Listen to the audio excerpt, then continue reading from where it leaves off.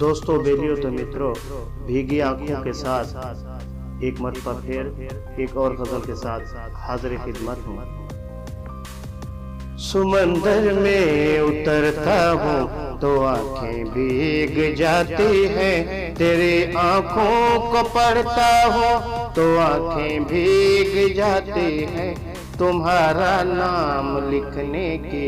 اجازت چھن گئی جب سے، کوئی بھی نام لکھتا ہوں تو آنکھیں بھیگ جاتی ہیں، نہ جانے ہو گیا ہوں اس قدر حساس میں کب سے، کسی سے بات کرتا ہوں تو آنکھیں بھیگ جاتی ہیں۔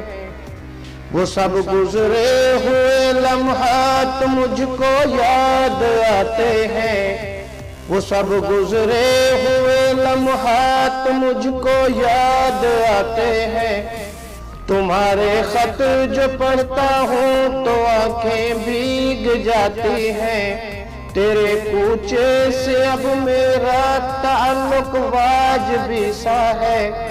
مگر جب بھی گزرتا ہوں تو آنکھیں بھیگ جاتی ہیں۔ ہزاروں موسموں کی حکمرانی ہے میرے دل پر وسیع، جب میں ہنستا ہوں تو آنکھیں بھیگ جاتی